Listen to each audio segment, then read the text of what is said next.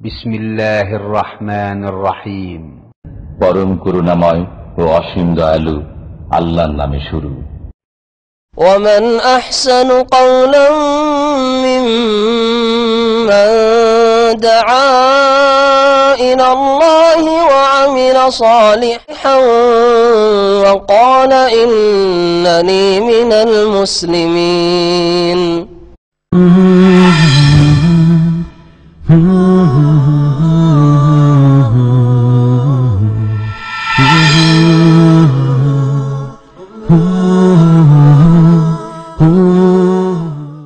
السلام عليكم ورحمة الله وبركاته.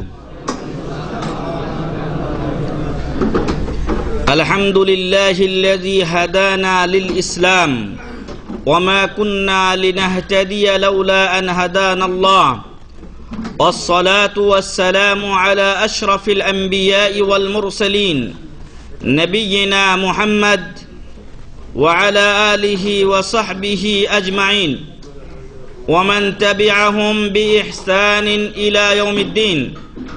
أما بعد فأعوذ بالله من الشيطان الرجيم. بسم الله الرحمن الرحيم. قال تعالى في القرآن الحكيم: وسارعوا إلى مغفرة من ربكم وجنة عرضها السماوات والأرض أعدت للمتقين. وقال الرسول صلى الله عليه وسلم: من كان آخر كلامه لا إله إلا الله دخل الجنة. যাবতীয় প্রশংসা গুণগান সেই মহামহিয়ান মহান রব্বুল আলামিনের জন্য, যিনি পবিত্র জুমার দিনে বাদ জুমা আমাদেরকে ইসলামী সমাবেশে উপস্থিত হওয়ার তৌফিক দিয়েছেন, সুস্থ রেখেছেন, অসংখ্য নিয়ামত দিয়ে পরিপূর্ণ করে রেখেছেন, যার নিয়ামত ছাড়া সামান্য মুহূর্ত আমাদের অস্তিত্ব পৃথিবীতে কল্পনা করা যায় না। সেই মহান রব্বুল আলামিনের শুকরিয়া আদা করি, আলহামদুলিল্লাহ। সালাত ও সালাম বর্ষিত হোক আমাদের প্রিয় নবী মুহাম্মদুর রাসূলুল্লাহ সাল্লাল্লাহু আলাইহি ওয়াসাল্লামের উপরে।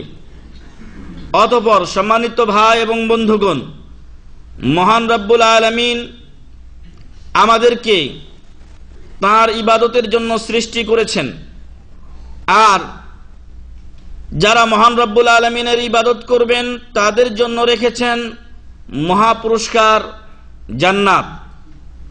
যারা মহান রব্বুল আলামিনের অবাধ্য হবে, আল্লাহর ইবাদত বন্দেগী করবে না, এই দুনিয়ায় যা ইচ্ছা তাই করবে, পাপাচারে নিজেকে নিমজ্জিত করবে, তাদের জন্য প্রস্তুত রাখা হয়েছে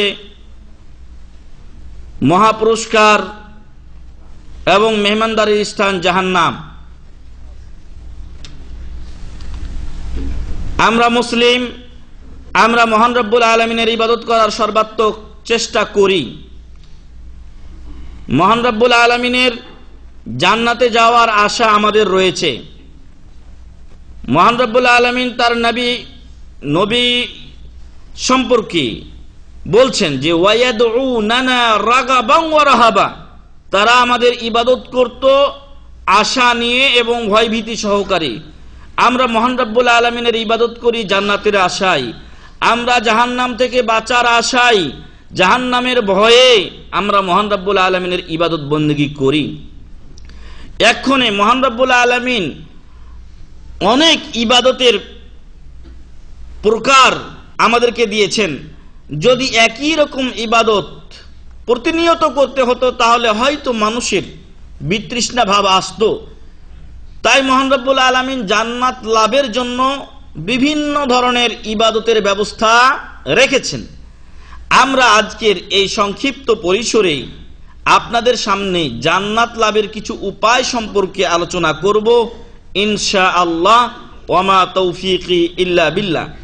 যেহেতু আমাদের মূল টার্গেট হচ্ছে জান্নাত লাভ করা, জান্নাত পেয়ে ধন্য হওয়া আর জাহান্নাম থেকে মুক্তি পাওয়া, নাজাত পাওয়া, তাই কোন কোন আমলগুলো করলে জান্নাত পাওয়া যায় সেটা আমাদের জানা দরকার নাই?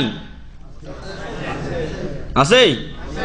আছে। যদি না জানি তাহলে ইবাদত হবে না, ওই কাজগুলো করতে পারবো না। আর যদি ওই কাজগুলো না করি তাহলে জান্নাতেও যাওয়া যাবে না। তবে মহান রব্বুল আলামিন জান্নাতে যাওয়ার কাজগুলোকে সহজ করে দিয়েছেন ওই সমস্ত লোকদের জন্য যারা নিজেদের মন মানসিকতাকে এভাবেই তৈরি করে। একজন লোকের কাছে 5 ওয়াক্ত নামাজ বড় কঠিন, কিন্তু যে ব্যক্তি নিজের অভ্যাসে পরিণত করেছে নামাজকে, সে নামাজ না পড়লে খারাপ লাগে তাকে, আরে নামাজটা বাদ দিয়ে দেবো, কল্পনায় আসে না, তার কল্পনায় আসে না যে আমি নামাজ বাদ দিয়ে দেব। হয়তো কোনো সময় শয়তানের ওয়াসওয়াসায় জামাত ছুটে যেতে পারে অথবা নামাজ ঢিলা হয়ে যেতে পারে, কিন্তু নামাজ ছেড়ে দেবো এটা কল্পনাই করা যায় না। কিন্তু কিছু লোক আছে, ওকে 1 ওয়াক্ত নামাজে নিয়ে আসা বড় মুশকিল ব্যাপার। তো আল্লাহ তাআলা জান্নাতের পথ সহজ করে দিয়েছেন তাদের জন্য যারা এটাকে সহজভাবে গ্রহণ করেছে। আর যারা এই কাজগুলোকে কঠিন মনে করে, জানবেন যে তাদের জন্য জান্নাতের পথ সহজ নয়। আর এই জন্যই সাহাবা ইকরাম রাদিয়াল্লাহু আনহুম আজমাইন যখন তাদেরকে রাসূল সাল্লাল্লাহু আলাইহি সাল্লাম বললেন যে প্রত্যেককে যে জন্য সৃষ্টি করা হয়েছে প্রত্যেকের জান্নাত ও জাহান্নামের স্থান আগে থেকেই নির্ধারিত রয়েছে, তখন সাহাবাগণ বললেন যে আফালা নাত্তাকিল, আমরা কি আল্লাহর উপরে ভরসা করে আমল ছেড়ে দেব না? কি দরকার আমলের, এ তো আমাদের জান্নাত জাহান্নাম তো লেখাই আছে। রাসূল সাল্লাল্লাহু আলাইহি সাল্লাম বলেননি যে আমল ছেড়ে দাও, যেটা ভাগ্যে আছে ওটা তো হবেই, বরং বলেছিলেন বালি ইমালু, বরং তোমরা আমল করো, ফাকুল্লুন মুয়াসসারুন লিমা খুলিকা লাহ, প্রত্যেক ব্যক্তির জন্য সেটাই সহজ করে দেওয়া হবে যে জন্য তাকে সৃষ্টি করা হয়েছে। আপনার মন মানসিকতা যদি এমন হয় যে ভালো কাজ করতে পারলে মনে আনন্দ লাগে, ভালো কাজ করতে পারলে মনে আনন্দ লাগে, যদি এটা আপনার মনে হয় তাহলে জানবেন যে আপনার ভিতরে ঈমান আছে, ইনশাআল্লাহ আল্লাহ আপনাকে কল্যাণের জন্য সৃষ্টি করেছেন। আর যদি ভালো কাজে আপনার মন না বসে, বরং ওই জেনা, ব্যভিচার, জুয়া, গান, বাজনা ওইগুলো আপনার কাছে ভালো লাগে, জানবেন যে আপনার ভবিষ্যৎ হয়তো খারাপ হতে চলেছে। মহান রব্বুল আলামিন আমাদের সকলের ইহকালীন পরকালীন জীবন কল্যাণময় করুন, আল্লাহুম্মা আমিন। সম্মানিত উপস্থিতি, সময় ক্ষেপণ না করে আমরা বেশ কিছু ইবাদতের কথা বলতে চাই বা আমলের কথা বলতে চাই, যেই কাজগুলো করলে জান্নাতে সহজে যাওয়া যাবে। তার মধ্যে 1 নম্বর কাজ হচ্ছে তাওহীদ বাস্তবায়ন করতে হবে। এই পৃথিবীর বুকে সবচাইতে আদল ও ইনসাফপূর্ণ বাণী হলো তাওহীদের বাণী। এই পৃথিবীর বুকে সবচাইতে ন্যায় কাজ, একটা ভালো কাজ যদি আপনি করেন তাহলে সেই কাজটা হলো আল্লাহর তাওহীদ বাস্তবায়ন করা। আর এই তাওহীদ যে ব্যক্তি বাস্তবায়ন করবে, আল্লাহর সাথে কাউকে শরীক করবে না, ওই ব্যক্তির জন্য মহান রব্বুল আলামিন জান্নাত প্রস্তুত রেখেছেন। রাসূল সাল্লাল্লাহু আলাইহি ওয়াসাল্লাম বলেন, মান মাতা লা ইউশরিকু বিল্লাহি শাইআ, যে ব্যক্তি এমত অবস্থায় মৃত্যুবরণ করে যে তার আমলনামায়, তার ডায়েরিতে কি নাই? শিরিক নাই। মান মাতা লা ইউশরিকু বিল্লাহি শাইআ, আল্লাহর সাথে সে কাউকে শিরক করে নি, দাখালাল জান্নাহ, ওই ব্যক্তি জান্নাতে প্রবেশ করবে। আলহামদুলিল্লাহ, আল্লাহ যেন আমাদেরকে শিরক থেকে বাঁচিয়ে রাখেন, আল্লাহুম্মা আমিন। কিন্তু বড় কঠিন হয়ে গেছে আমাদের জন্য, কারণ আমরা এমন এলাকার লোক যেই এলাকায় শিরকের বাজার, শিরকের বড় বড় বাজার, মহাবাজার বসেছে, আর ওইখান থেকে বাঁচা বড় কঠিন ব্যাপার। তবে আল্লাহর শুকরিয়া যে আল্লাহ তাআলা আমাদেরকে তাওহীদের দেশে নিয়ে এসে এখানকার ইসলামিক সেন্টারগুলোর মাধ্যমে হকের দিশা, তাওহীদের দিশা আমাদেরকে দিয়েছেন। শিরক জিনিসটা বুঝার মতো আমাদেরকে আল্লাহ তাআলা সুযোগ করে দিয়েছেন। আর শিরক হলো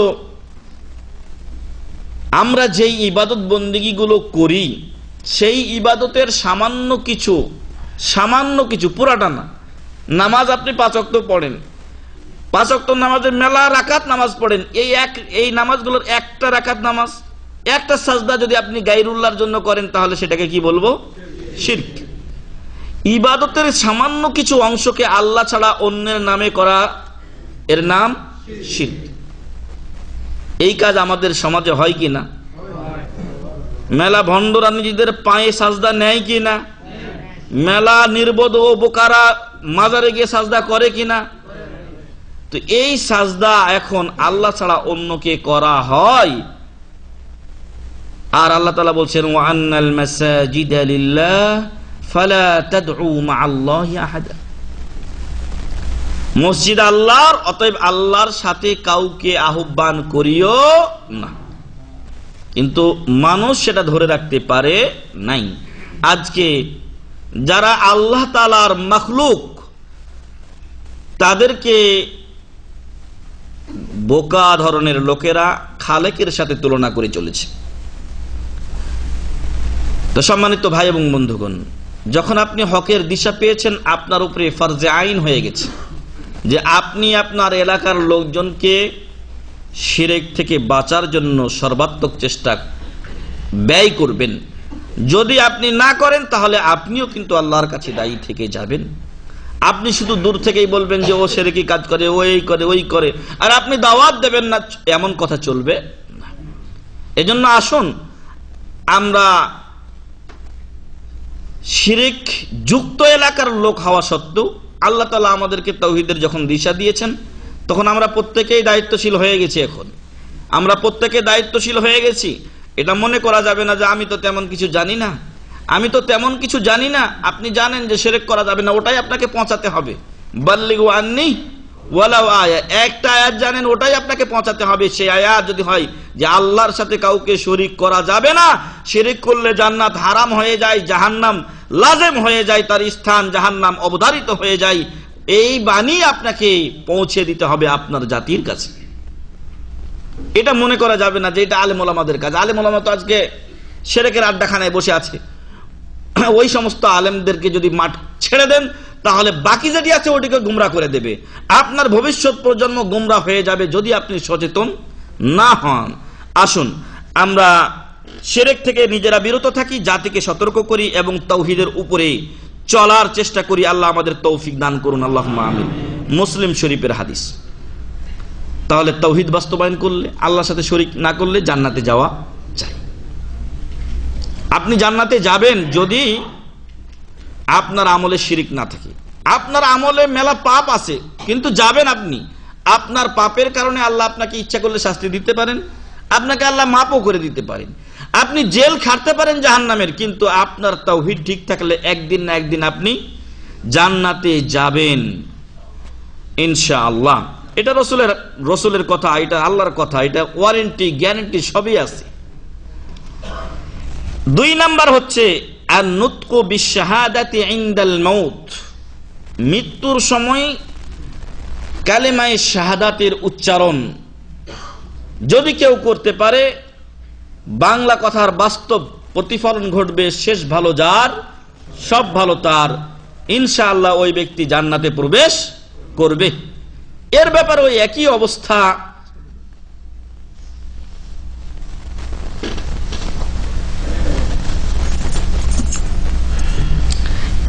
ব্যাপারও একই অবস্থা যে যদি সে ওই অবস্থায় তওবা করে এবং আল্লাহ তার তওবা কবুল করেন, হতে পারে সব মাফ হয়ে যেতে পারে। আর যদি পাপ থেকেও থাকে কিন্তু শেষ কালেমায়ে তাওহীদ, কালেমায়ে শাহাদাত উচ্চারণ করে সে দুনিয়া থেকে বিদায় নিয়েছে, তাহলে সে ব্যক্তিও ইনশাআল্লাহ জান্নাতে প্রবেশ করবেন। এজন্য নবী মুহাম্মদুর রাসূলুল্লাহ সাল্লাল্লাহু আলাইহি ওয়াসাল্লাম মৃত্যু ব্যক্তি সম্পর্কে কি বলেছেন? লাক্কিনু মাউতাকুম লা ইলাহা ইল্লাল্লাহ, তোমরা তোমাদের মৃত্যু উপস্থিত ব্যক্তিদেরকে, অর্থাৎ মৃত্যু যার হাজির হয়ে গেছে, চলে যাবে, আর বাঁচার আশা নেই তেমন, ওই সমস্ত লোকদেরকে লা ইলাহা ইল্লাল্লাহর তালকিন দাও। তালকিন দেওয়া বলতে ওখানে বসে বসে আপনি লা ইলাহা ইল্লাল্লাহ, আশহাদু আল্লা ইলাহা ইল্লাল্লাহ এরকম কালিমা আপনি পড়তে থাকুন, যাতে করে ওই লোকটা আপনার শুনে শুনে ওই কালিমাগুলো পড়ে। তবে ওই অবস্থায় মানুষের কষ্ট হয়, এজন্য কাউকে জোর যেন না করেন। হতে পারে জোর করতে গিয়ে সে অস্বীকার করে বসতে পারে তার কষ্টের দরুন। এজন্য তালকিন বলা হয় যে একজন অনেক সময় কোরআন পড়ে, ওর সাথে সাথে অন্যরা পড়ে না, এটাই হচ্ছে তালকিন। এটাই কি তালকিন, যে আপনি পড়বেন, আপনার সাথে সাথে যেন মৃত্যু ব্যক্তি পড়ে, ওর পড়া হলে ইনশাআল্লাহ যথেষ্ট। তো রাসূল সাল্লাল্লাহু আলাইহি ওয়াসাল্লাম বলছেন যে লাক্কিনু মাউতাকুম লা ইলাহা ইল্লাল্লাহ, তোমরা তোমাদের মৃত ব্যক্তিদেরকে লা ইলাহা ইল্লাল্লাহর তালকিন দাও। কারণ কি? কারণ হচ্ছে মান কানা আখিরু কালামিহি লা ইলাহা ইল্লাল্লাহ দাখালাল জান্নাহ। কারণ এই পৃথিবী থেকে বিদায়ের সময় যে ব্যক্তির শেষ কালিমা হবে কি লা ইলাহা ইল্লাল্লাহ, সেই ব্যক্তি জান্নাতে প্রবেশ করবে। বরং তিরমিজির হাদিস তো বলছে যে লা ইলাহা মান কানা আখিরু কালামিহি লা ইলাহা ইল্লাল্লাহ ওয়াজাবাত লাহুল জান্নাহ, ওয়াজাবাত লাহুল জান্নাহ, তার জন্য জান্নাত ওয়াজিব হয়ে যাবে। রাওয়াহু তিরমিজি ওয়া আহমদ ওয়া ইবনে হিব্বান, তিনটি কিতাবে এই হাদিসটি রয়েছে।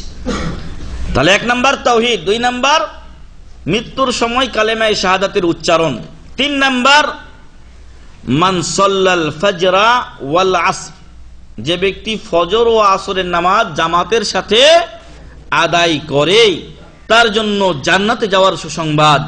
রাসূল সাল্লাল্লাহু আলাইহি সাল্লাম বলেন মান সাল্লাল বারদাইন দাখালাল জান্নাহ, যে ব্যক্তি 2 ঠান্ডা নামাজ পড়লো জামাতের সহিত সে ব্যক্তি জান্নাতে প্রবেশ করবে।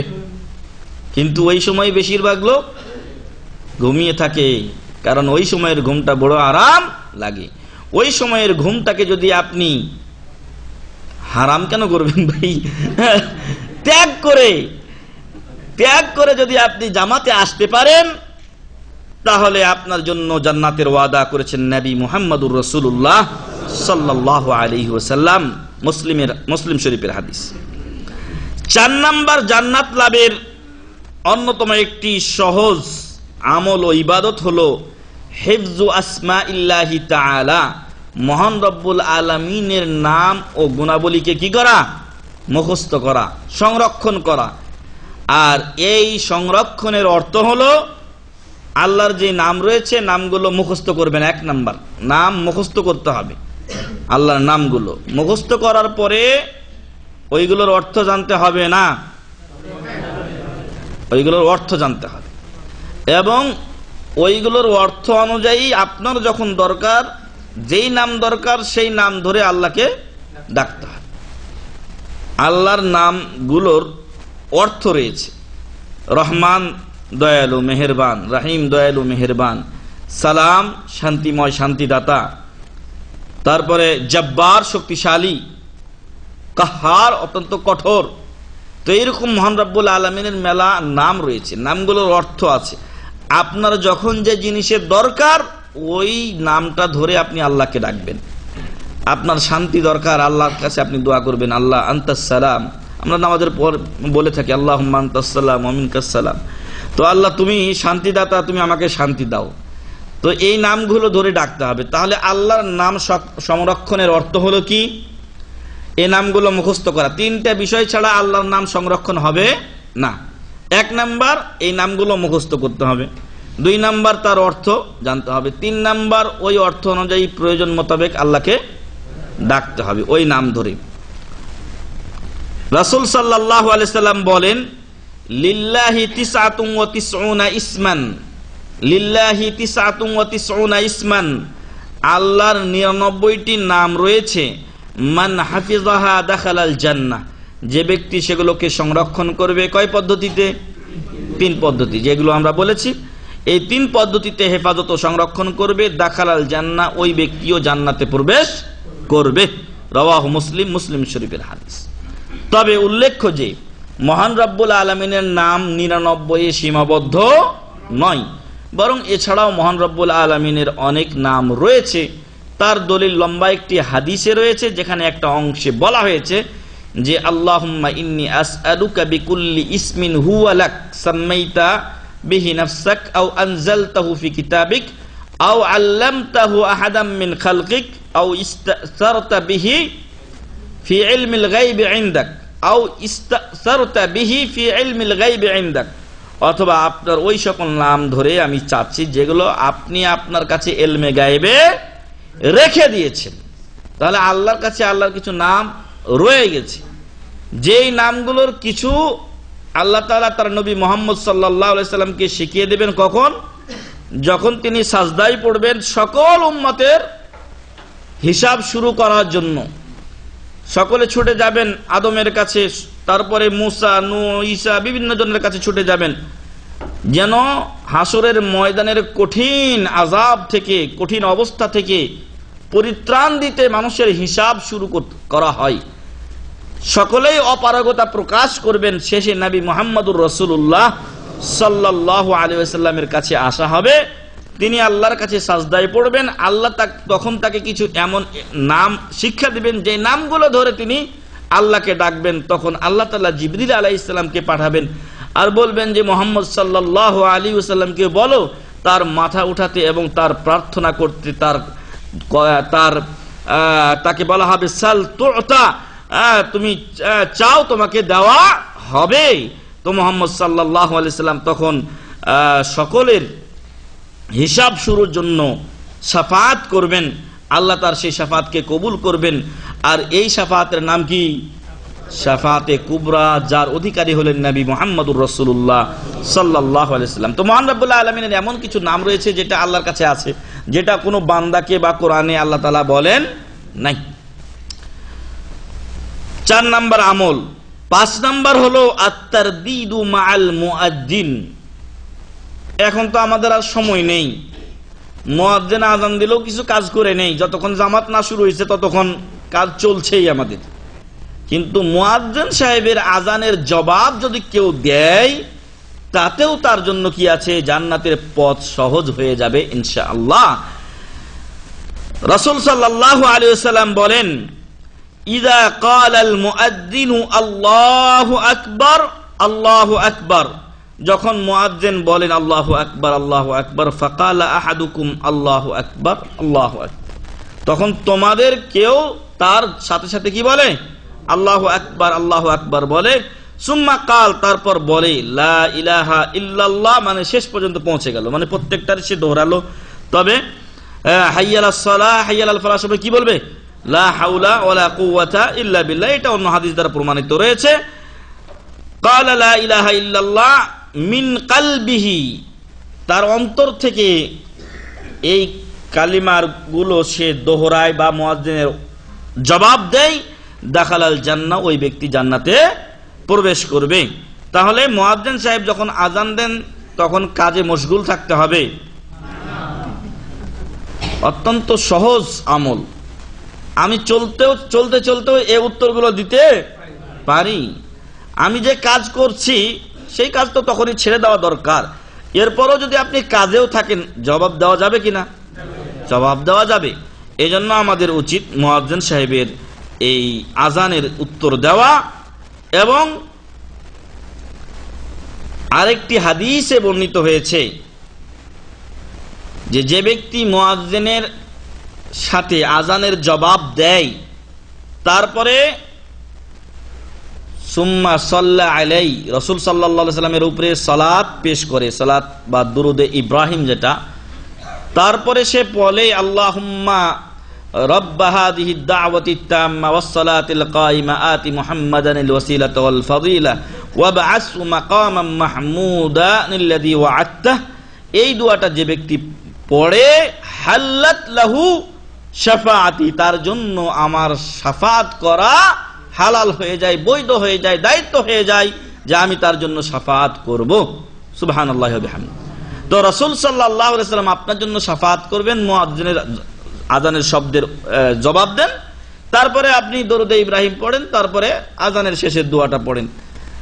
নাকি আপনি চরমনাই যাবেন, নাকি আটরশি যাবেন, না খাজা বাবাতে যাবেন, না খানজা আনালিতে যাবেন, নাকি আরেক দরগা, ওই দরগা, এই দরগায় যাবেন, না পাগলা পীরে যাবেন, এগুলোতে আপনার যাওয়ার প্রয়োজন নেই। বরং ওগুলোতে গেলে আপনার শাফাত নষ্ট হয়ে যাবে, কারণ আপনি তখন মুশরিকের কাতারে চলে যাবেন, আর মুশরিকের জন্য শাফাত হবে না। এই জন্য সহজ ও শর্টকাট ডিজিটাল পদ্ধতি শাফাতের থাকতে আপনি এমন পথে যাবেন না যে আপনার জন্য শাফাতের দরজা কি হয়ে যায়? বন্ধ হয়ে যায়। আর যেই বাবারা শাফাতের জন্য ওয়াদা দিচ্ছেন, দাজ্জালুনা কাজ্জাবুন, এরা সবাই প্রতারক এবং মিথ্যুক। কারণ মহান রব্বুল আলামিন কাকে শাফাতের অনুমতি দিবেন সেটা আল্লাহ ছাড়া কেউ জানেন না। আল্লাহর সামনে কথা বলার স্পর্ধা কেউ রাখবে না। মান যাল্লাযী ইয়াশফাউ ইনদাহু ইল্লা বিইযনিহি, কার এমন স্পর্ধা আছে যে আল্লাহর অনুমতি ছাড়া ওখানে শাফাআত করবে? আর বাবা, তোমাকে আল্লাহ শাফাআতের অনুমতি দিয়েছেন বা দিবেন, এই ডকুমেন্টটা কোথায় কোরআন ও হাদিসের? বরং তুমি যে শিরকের বাজারে বসে আছো, শিরকের ভান্ডারের মধ্যে বসে আছো, এই শিরকের ভান্ডারে থাকাটাই তোমার নিজে জাহান্নামে যাওয়ার অন্যতম উপায়। সূরা নাবার শেষে বলা হয়েছে, লা ইয়াতাকাল্লামুনা ইনদাহু ইল্লা মান আদিনা লাহুর রহমান, আল্লাহর কাছে আল্লাহর অনুমতি, রহমানের অনুমতি ব্যতীত কেউ কথা বলতে পারবে না।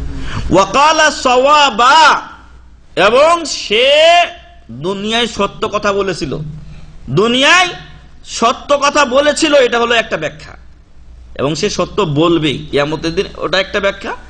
আর তার চাইতে গ্রহণীয় ব্যাখ্যা হচ্ছে ওয়া ক্বালা সাওয়াবা, এবং সে দুনিয়াতে সত্য কথা বলেছিল, মানে তাওহীদের উপরে কায়েম ছিল।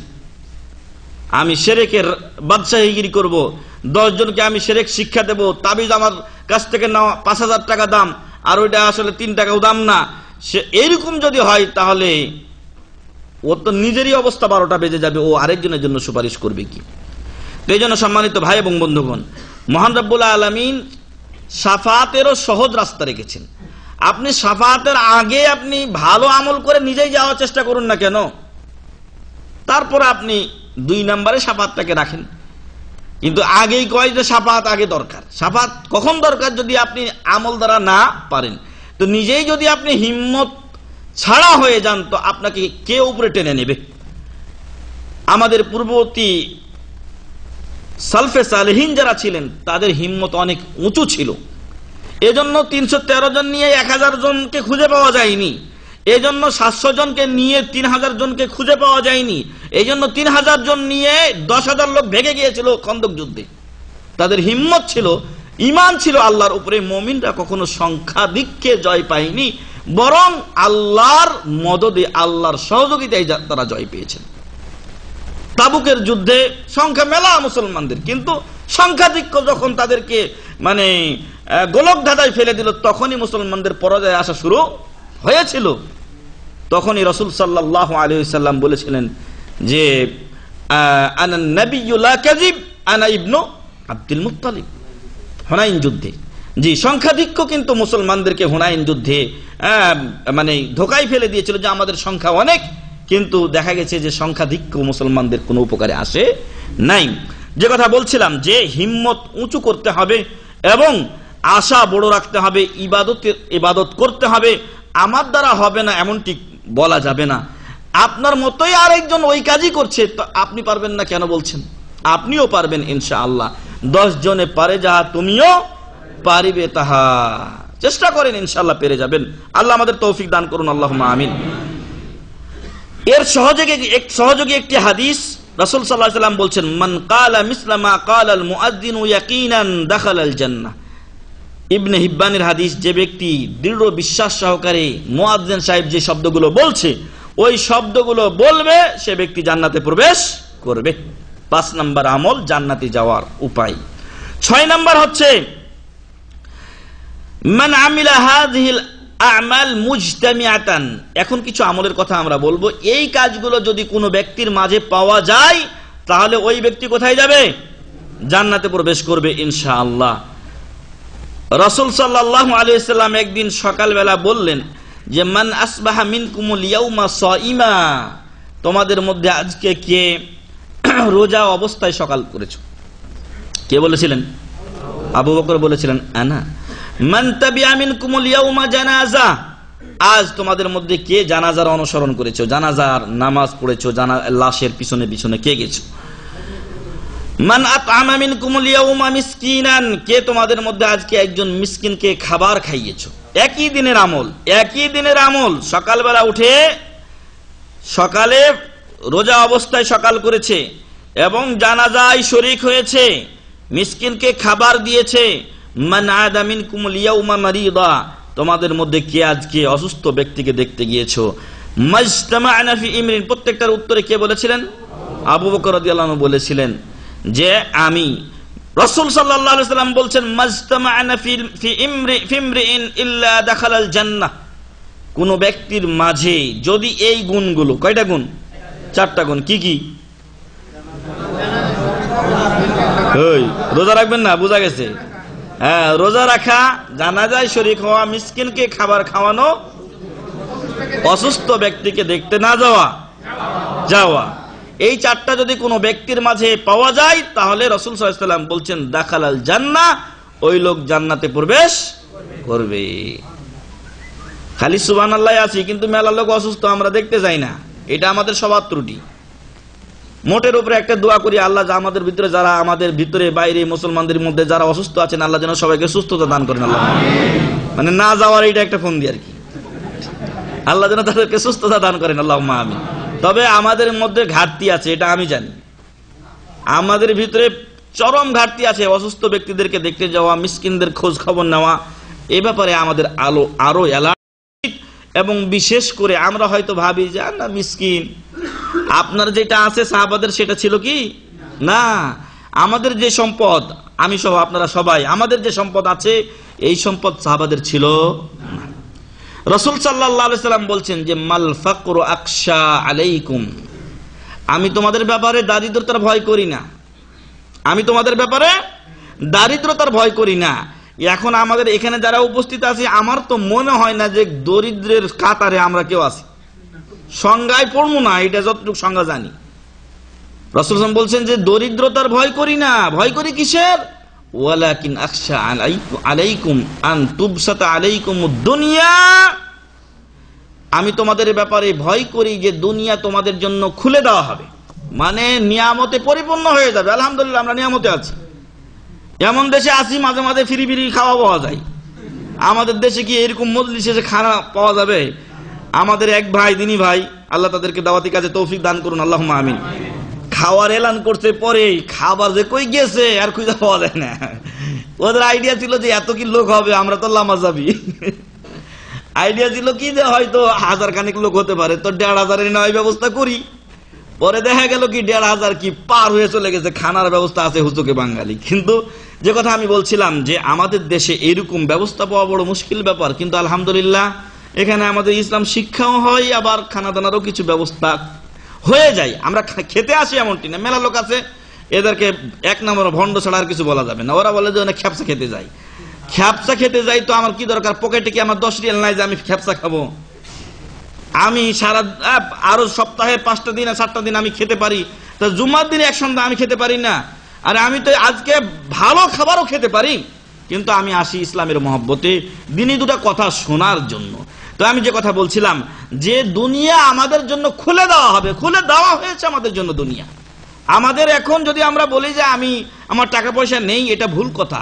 তবে আমি হয়তো বেশি সুখে থাকতে চাই, ওটা নাই, আরো সুখে থাকতে চাই। যেই সুখে আছি ওই সুখের উপরে আরো সুখকে আমি হাতছানি দিয়ে নাড়তে চাই। আর রাসূল সাল্লাল্লাহু আলাইহি ওয়াসাল্লাম বলছেন কি, এই ক্ষেত্রে উপরতলাকে দেখিও না, এই ক্ষেত্রে উপরতলা দেখিও না, নিচতলায় দেখো তোমার চাইতে মেলা লোক গরিব রয়ে গেছে, এই জন্য শুকরিয়া আদা করো মহান রব্বুল আলামিনের। রাসূল সাল্লাল্লাহু আলাইহি ওয়াসাল্লাম বলছেন আমি ভয় করি তোমাদের উপরে দুনিয়া নিয়ামত রাজি উন্মুক্ত করে দেওয়া হবে, তারপরে কি হবে? ফাতানাফাসু ফিহা, তোমরা ওই দুনিয়ার প্রতিযোগিতায় লিপ্ত হবে। আমি আমার আলোচনার শুরুতে একটি আয়াত পেশ করেছিলাম যেখানে মহান রব্বুল আলামিন বলছেন যে ওয়াসারিউ ইলা মাগফিরাতিম মির রাব্বিকুম ওয়া জান্নাতিন আরদুহাস সামাওয়াতু ওয়াল আরদ, তোমরা দ্রুত গতিতে ছুটে আসো মহান রব্বুল আলামিনের ক্ষমার দিকে এবং ওই জান্নাতের দিকে যেই জান্নাতের পরিধি হলো, যেই জান্নাতের প্রশস্ততা হলো আসমান ও জমিন সমপরিমাণ। সুবহানাল্লাহি ওয়া বিহামদিহি। ওয়া জান্নাতিন আরদুহাস সামাওয়াতু ওয়াল আরদু উইদ্দাত লিল মুত্তাকিন, যা পরহেজগারদের জন্য প্রস্তুত করে রাখা হয়েছে। আল্লাহ বলছেন সারিউ, ছুটে আসতে কোন পথে? জান্নাতের পথে। আর আমরা ছুটে যাচ্ছি কোন পথে? দুনিয়ার পথে। রাসূল সাল্লাল্লাহু আলাইহি ওয়াসাল্লাম বলছেন ফাতানাফাসু ফিহা, দুনিয়া তোমাদের জন্য খুলে দেওয়া হবে আর তোমরা দুনিয়ার প্রতিযোগিতায় লিপ্ত হবে। ফাতুহলিকাকুম কামা আহলাকা মান কানা ক্বাবলাকুম আও কামা ক্বালা আলাইহিস সালাতু ওয়াস সালাম, ফলে এই দুনিয়া তোমাদেরকে ধ্বংস করে দেবে যেমন তোমাদের পূর্ববর্তীদেরকে ধ্বংস করে দিয়েছি। যদি দুনিয়ার মতো একটা দুনিয়া আদম সন্তানের হয় তো কি চাইবে? আর এক দুনিয়া চাইবে। মা ইয়ামলাউ বাতনু ইবনু আদম ইল্লা আত-তুরাব। মা ইয়ামলাউ বাতনু ইবনু আদম, আমার আপনার পেট ভরতে পারবে না ইল্লা তুরাব, মাটি ছাড়া। মানে খালি দাও আর দাও আর দাও। এই দুনিয়ায় হাই সেই বেশি চাই যার আছে ভুরি ভুরি, যত যার আছে ও আরো চাই। এই জন্য দেখেন না আমাদের ব্যাংক ট্যাঙ্ক সব ডাকাতি হয়ে যেতেছে। কবে যা আমরাই ডাকাতি হয়ে যায় আল্লাহ আল্লাহ। তবে আমার মনে হয় খুব শীঘ্রই আমরা যদি সচেতন না হই তাহলে আমরাও ডাকাতি হয়ে যাব, কেউ আমাদেরকে নিয়ে নিতে পারে। কথাটা বোঝার চেষ্টা করিয়েন, আল্লাহ যেন আমাদের হেফাজত করেন, আল্লাহুম্মা আমিন। যাই হোক, যে কথা বলছিলাম যে এখন আমাদেরকে দুনিয়া খুলে দেওয়া হয়েছে। আমরা আজকে দারিদ্রতার ভয় আমাদের ব্যাপারে রাসূল সাল্লাল্লাহু আলাইহি ওয়াসাল্লাম করেননি, কিন্তু দুনিয়া পেয়ে আমরা মশগুল হয়ে যাব আর পরকালকে আমরা ভুলে যাব। এই কাজগুলো করা আমাদের জন্য কঠিন কিছু নয়, এই কাজগুলো করা আমাদের জন্য কঠিন কিছু নয়। কিন্তু মেলা লোক আছে আমার আপনার বাড়ির পাশে, আমি এখানকার কথা বলছি না, আপনার আমার বাড়ির পাশে মেলা গরিব লোক আছে, কয়েকদিন আমরা খোঁজ নিয়েছি, অথচ বেশি দরকার নেই ওদের সহযোগিতার জন্য। আপনি যদি 2000 রিয়াল বেতন পেয়ে থাকেন, 100টা রিয়াল যদি গরিবদের জন্য বাজেট রাখেন, 50টা রিয়াল রাখলেও আপনি হয়তো এক মাসে একজনকে, আরেক মাসে আরেকজনকে, আরেক মাসে আরেকজনকে, এইভাবে আপনি তাদের কল্যাণে এগিয়ে আসতে পারেন। এবং এর মাধ্যমে আপনার দাওয়াতি কাজটাও কি হতে পারে? সহজ হয়ে যেতে পারে। কথাই বলে নুন খাই যার গুণ গাই তার। যদি কোনো মানুষকে আপনি সহজে নিজের হাতে নিতে চান, ওকে কিছু হাদিয়া দেন, ওকে কিছু কি করেন? হাদিয়া দেন। দেখবেন যে ও আপনার বিরোধিতা করবে না, অন্তত চুপ থাকবে। এজন্য আপনার এলাকায় যদি আপনি দাওয়াতি কাজ করতে গিয়ে মনে করেন যে এই হুজুরটা আমার জন্য চরম বিরোধী হয়ে যেতে পারে, হুজুরটাকে পকেটে আগে ঢুকিয়ে নিন, কিছু হাদিয়া ওকে দেন, 2-4 দিন আপনার বাড়িতে খাওয়ান। এমন করেন না যে দাওয়াত খাওয়া না যায়, আরে ভাই মিলাদ খাওয়ায়েন না ওরে, কিন্তু ওরে এমনি দাওয়াত দিয়ে খাওয়ান। দাওয়াত দিয়ে খাইয়ে আপনার পক্ষে টেনে নেন ওকে, তারপর দেখবেন যে ও আপনার বিরোধিতা করবে না, অন্তত চুপ থাকবে। আপনার জন্য বাকি মাঠটা খালি হয়ে যাবে ইনশাআল্লাহ। তো হিকমতের বাইরে গিয়ে খালি গিয়ে জোরে আমিন করে দিলেন, পরের দিন মারামারি শুরু, না, এরকম করিয়েন না। হিকমত অবলম্বন করবেন দাওয়াতি ক্ষেত্রে। এবং এই যে যেই কাজগুলো আবু বকর রাদিয়াল্লাহু আনহু এক ব্যক্তির মধ্যে জমায়েত হয়েছিল, আজকে তো আমার মনে হয় যে আমরা এখানে যে লোকগুলো আছি সবার ভিতরে মিলে আছে কিনা আল্লাহু আলাম। মানে আমরা এখন জামাতে ইসলামের মতো হয়ে গেছি। মানে এটা আমার একটা ব্যাখ্যা আর কি, এটা আবার কোন দলের প্রতি না। মানে জামাতে ইসলাম, জামাত মিললে আমরা ও একটা পালন করে, ও একটা পালন করে, ও একটা পালন করে, সব কাজগুলো যে একজন পালন করে এটা নাকি, সবাই মিলে একটু একটু করে পালন করছে, এরকম যেন না হয়। এক আবু বকর রাদিয়াল্লাহু আনহু সব কাজগুলো একই দিনের মধ্যে পালন করেছেন। আল্লাহ তাআলা যেন তাদের পথ আমাদেরকে অনুসরণ করার তৌফিক দান করেন। আল্লাহ, ওনারাই তো আমাদের সালাফ। যদি পীর ধরতে হয় তো এই আবু বকরকে পীর ধরেন না কেন? যারা আমল নাই, আমি দেখেছি এক জায়গায়, আল্লাহ এই সমস্ত লোকদেরকে হেদায়েত দান করুক, আল্লাহুম্মা আমিন, পেশাব করবে তো আরেক ঘুটি লইয়া তার নিচে নিয়ে গেছে, ওইটার পীর ধরেন কেন? যারা আপনাকে গুমরাহ করে দেবে। আরে বালিশের উপরে সাজদা করতেছে, এই কোন পীর? কিন্তু এরকম পীরও দেখা গেছে, এ তো তাও নামাজ পড়ছে, মেলা আজন আছে, নামাজই পড়ে না, এমনও পীর মেলা আছে। আল্লাহ তাআলা যেন ওদেরকে হেদায়েত দান করেন, আল্লাহুম্মা আমিন। তো বলছিলাম যে পীরটি ধরবেন তো আবু বকরকে পীর ধরেন না, ওমর ওসমান আলীদেরকে ধরেন, রাসূল সাল্লাল্লাহু আলাইহি ওয়াসাল্লামকে পীর ধরেন। আপনি এই বর্তমান পেট ব্যবসায়ী আর পকেট ব্যবসায়ীদেরকে ধরতে গেছেন কেন?